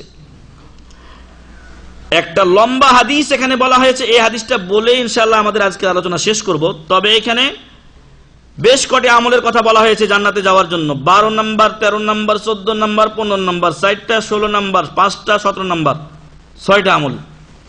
11 থেকে নিয়ে 17, মোট 6টি আমলের কথা বলা হয়েছে। তার মধ্যে 1 নম্বর হচ্ছে আল ঈমানু বিল্লাহ। আল ঈমানু বিল্লাহ, আল্লাহর প্রতি ঈমান। as-সাদাকা, সাদকা করা। তারপরে কওলুল মারুফ, মানুষকে উত্তম কথা বলা, ভালো কথা বলা। ইয়ানাতুম মাগলুব, দুস্থ লোকদের কি করা? সহযোগিতা করা। আস-সানউ লিআখরাক, নির্বোধ বোকা লোকদেরকে কিছু করে দেওয়া, যারা কি করতে হবে, টাকা পয়সা হয়তো আছে, বুদ্ধি নাই বলে ওই টাকাটিও হয়তো আরেকজন ওরে পটাইয়া নিয়ে চলে যাবে। একবার ছোটকালে এমন অবস্থা হলো, তখন 10 বছর বয়স, তো আমার চাচি আমাকে দুধ বিক্রি করতে দিলেন। দুধ বিক্রি করে 10টা টাকা উপরের পকেটে ঢুকাইছি। আর বাজারের পোলাপান গ্রামের থেকে বেশি চালাক হয়। একটা আমার চাইতো ছোট বাচ্চা, আমি তো এমনি খাটা মানুষ, ও আমার চাইতো ছোট, কিন্তু সিটপিটা বেশি, বুঝে বেশি। এই বেটা করছে কি, আমার সাথে রওনা দিচ্ছে। তো মনে করছি আমি যে ও হয়তো এদিকে কোনো জায়গায় ও বাসায় চলে যাবে, কিন্তু ও আসলে 10টা টাকা আমাকে পকেটে ঢুকাইতে দেখছে। তো ও আমার পকেট হাত পাই না, কিন্তু এমনি এমনি করে খেলি, কিন্তু আমি আসলে ওটা তখন বুঝি নাই। কিছু দূর আসার পর দেখি ও নাই, বাচ্চাটা চলে গেছে। চলে যাওয়ার পর আমি যদি আমার পকেটে হাত দিচ্ছি, তো আমার পকেটের টাকা মেয়েও নাই, গেছে। তো কিছু লোক আছে যারা বোকা টাইপের লোক, বুঝে না যে আমার টাকাটা দিয়ে আমি কি করব। ফলে দেখা যায় যে টাকাটা এদিক ওদিক করতে করতে আরেকদিন পুঁজি শেষ। তো এইরকম লোকদেরকে বুদ্ধি দিয়ে কিছু করে দেওয়ার ব্যবস্থা করা, এটাও একটা জান্নাতে যাওয়ার কি কারণ। 6 নম্বর কাজ হচ্ছে এই পরিচ্ছেদে তারকুল আদিয়া, অন্যকে কষ্ট না দেওয়া, অন্যকে কষ্ট না দেওয়া। এর দলিলটি বলে শেষ করবো ইনশাআল্লাহ। ক্বালা আবু যার গিফারি রাদিয়াল্লাহু আনহু বলছেন, সাআলতু রাসূলুল্লাহ সাল্লাল্লাহু আলাইহি ওয়াসাল্লাম, আমি আল্লাহ রাসূল সাল্লাল্লাহু আলাইহি ওয়াসাল্লামকে জিজ্ঞাসা করতে গিয়ে বললাম, ফাকুলতু, আমি বললাম, দুল্লানি আলা আমালিন ইযা আমিলাল আবদু বিহি দাখালাল জান্নাহ। রাসূল সাল্লাল্লাহু আলাইহি ওয়াসাল্লাম, মেহেরবানি করে আমাকে এমন কিছু আমলের কথা বলে দিন, যদি কোনো বান্দা সেই আমলগুলো করে তাহলে কোথায় যাবে? জান্নাতে প্রবেশ করবে। ফাকালা, তখন রাসূল সাল্লাল্লাহু আলাইহি ওয়াসাল্লাম আমলের কথা বলছেন। কোন আমল? যে আমল কি নিয়ে কোথায় নিয়ে যাবে? জান্নাতে নিয়ে যাবে। বলছেন ইউমিনু বিল্লাহ, ওই লোক কি করবে? বান্দা যেন আল্লাহর উপর ঈমান রাখে, তাহলে কোথায় যাবে? জান্নাতে যাবে। ফাকুলতু ইয়া রাসূলুল্লাহ ইন্না মাআল ঈমানি আমালা, তো উনি বলছেন যে ঈমানের সাথে কি কিছু আমল করতে হবে কিনা। তখন রাসূল সাল্লাল্লাহু আলাইহি ওয়াসাল্লাম বলছেন যে ইয়ারদাখু মিম্মা রাযাকাহুল্লাহ, ইয়ারযাকু মানে হচ্ছে ইয়াতাসাদ্দাকু, সে মহান রব্বুল আলামিন তাকে যে রিজিক দিয়েছেন সেখান থেকে কি করবে? ওয়া মিম্মা রাযাকনাহুম ইউনফিকুন, ওইখান থেকে কিছু সাদকা করবে, ওইখান থেকে কিছু সাদকা করবে। কুলতু ওয়া ইন কানা মু'দিমান লা শাইআ লাহু, আসলে কিছু মানুষই থাকে বুদ্ধিমান, আমরা হয়তো এরকম প্রশ্ন করার মানে বুদ্ধি হইতো কিনা আল্লাহু আ'লাম। আবু যার গিফারি রাদিয়াল্লাহু আনহু বলছেন যে ওয়া ইন কানা মু'দিমান লা শাইআ লাহু, ওই লোকটা তো সাদকার কথা কইলেন রাসূল সাল্লাল্লাহু আলাইহি ওয়াসাল্লাম, যদি কিছু না থাকে, মু'দিম লা শাইআ লাহু, জিরো, ওই লোকটা কিছুই নাই। কালা ইয়াকুলু মা'রুফান বিলিসানিহি, তাহলে তারও জান্নাতে যাওয়ার উপায় আছে। টাকা দিতে পারবে না তো কি হয়েছে? মানুষকে ভালো কথা বলবে, মানুষকে ভালো কথা বলবে, ভালো পথ দেখাবে, সৎ কাজের আদেশ করবে, অন্যায় বাধা দেবে। কালা কুলতু ওয়া ইন কানা আইয়ান লা ইউবলিগু আনহু লিসানুহু, এখন আর এক ভেজাল। এরকম প্রশ্ন যদি আমার আপনারে করা হইতো তো কি যে অবস্থা হইতো আল্লাহ জানে। রাসূল সাল্লাল্লাহু আলাইহি ওয়াসাল্লাম বিরক্ত হননি, বলছেন যে ওই লোকটা ভালো কথা তো বলবে, যদি ও তোতলা হয়, কথা যদি ওর বাইর না হয়, মানুষকে ভালো করে বুঝাতে না পারে, আছে না এমন লোক? তো যদি বুঝাতে না পারে তাহলে কি অবস্থা? কালা ফা ইউইনু মাগলুবান, তাহলে দুস্থ লোককে সহযোগিতা করবে। একটা লোক রাস্তার কিনারে দাঁড়িয়ে আছে, ওর একটা বোঝা উঠাইতে পারে না মাথায়, তো কি করবে? এই লোকটা গিয়ে বোঝাটা উঠাই দিবে। আরেকটা লোক হয়তো একটা কোনো কিছু ধাক্কা দিয়ে নিয়ে যাওয়ার চেষ্টা করছে, পাচ্ছে না, তো ওই লোকটাকে কি করবে? সহযোগিতা করবে। কুলতু ফা ইন কানা যায়িফুন লা কুদরাতা লাহ, আর এক ভেজাল, যদি ওই লোকটা, এই যে লোকের কথা বলছি, ও তাবান, নিজেই দুর্বল হয়তো, হ্যাঁ, ওর কোনো শক্তি নাই। কালা ফালইয়াসনা লিআখরাকা, তাহলে এই লোকটা যেন নির্বোধ বা বোকা লোককে কিছু বুদ্ধি টুদ্ধি দিয়া ওরে নিজ পায়ে দাঁড়ানো কি করে? সহযোগিতা করে নিজ পায়ে দাঁড়ানোর জন্য। কুলতু ওয়া ইন কানা আখরাকা, আর এক ভেজাল, ওই লোকটা নিজে যদি বোকা হয়, ওই লোকটা, এটা হাদিস, এটা এমনি না কথা না, ওয়া ইন কানা আখরাকা, ওই লোকটা যদি নিজেই বোকা হয়, ক্বালা ফালতাফাতা ইলাইয়া ওয়া ক্বাল, এই কথা শুনে রাসূল সাল্লাল্লাহু আলাইহি ওয়াসাল্লাম আমার দিকে ছায়া দেখলেন, ছায়া দেখে বলতেছেন যে মা তুরিদু আন তাদা ফি সাহিবিকা শাইয়াম মিনাল খাইর, তুমি তোমার সাথীর ভিতরে কোনো প্রকার কল্যাণ বাকি রাখতে চাও না। কার মাঝে? মুহাম্মদ সাল্লাল্লাহু আলাইহি ওয়াসাল্লামের ভিতরে সব টাইনা বাইর করে নিতেছে। তো বলছেন রাসূল সাল্লাল্লাহু আলাইহি ওয়াসাল্লাম রাগ করেন নাই, বরং বলছেন ফালিয়াদাইন নাসা মিন আযাহ, সেজন্য মানুষকে ইয়াদা মানে ত্যাগ করে, সে নিজের কষ্ট থেকে মানুষকে যেন ত্যাগ করে, অর্থাৎ নিজে যেন মানুষকে কষ্ট না দেয়। ফাকুলতু ইয়া রাসূলুল্লাহ ইন্না হাযিহি কালিমাতু তাইসিরিন ফাকাল রাসূল সাল্লাল্লাহু আলাইহি ওয়াসাল্লাম, তো উনি বললেন যে এই যেই কথাগুলো আপনি বললেন এগুলো তো খুব সহজই। তো রাসূল সাল্লাল্লাহু আলাইহি ওয়াসাল্লাম বললেন যে ওয়াল্লাযী নাফসি বিয়াদিহি মা মিন আবদিন ইয়ামালু বিখাসলাতিন মিনহা, যে সেই আল্লাহর শপথ যার হাতে আমার প্রাণ, কোন বান্দা যখন এই খাসলাতগুলো, এই অভ্যাসগুলো, এই চরিত্রগুলোর যে কোনোটি অবলম্বন করে, কয়টি কথা বলেছি আমরা? 6টার কথা বলছি। 1 নাম্বার ঈমান আনা, 2 নাম্বার সাদকা করা, 3 নাম্বার ভালো কথা বলা, 4 নাম্বার দুস্থ লোককে সহযোগিতা করা বা দুর্বল লোককে সহযোগিতা করা, 5 নাম্বার বোকা লোকদের জন্য কিছু করে দেওয়া, নিজের টাকা না হোক, ওর টাকা দিয়ে হোক, কিন্তু বুদ্ধি টুদ্ধি দিয়ে করে দেবেন। আর 6 নাম্বার হলো অন্যকে কষ্ট না দেওয়া। রাসূল সাল্লাল্লাহু আলাইহি ওয়াসাল্লাম বলছেন যে কোনো আমল, ওয়াল্লাযী নাফসি বিয়াদিহি মা মিন আবদিন ইয়ামালু বিখাসলাতিন, যদি একটা কাজও হয়, সবটি করতে হবে একসাথে তা নয়, যে কোনো একটা কাজ যদি কেউ করে, ইউরিদু বিহিল্লাহ, এ দিয়ে উদ্দেশ্য কি? আল্লাহর সন্তুষ্টি সে চাই, অর্থাৎ ইখলাস তার ঠিক থাকে, আল্লাহর সন্তুষ্টি চাই, ইল্লা আখাযাত বিয়াদিহি ইয়াউমাল কিয়ামাতি হাত্তা তুদখিলাহুল জান্নাহ, এই আমলি, এই খাসলাতি তাকে কিয়ামতের দিন তার হাত ধরে কোথায় নিয়ে যাবে?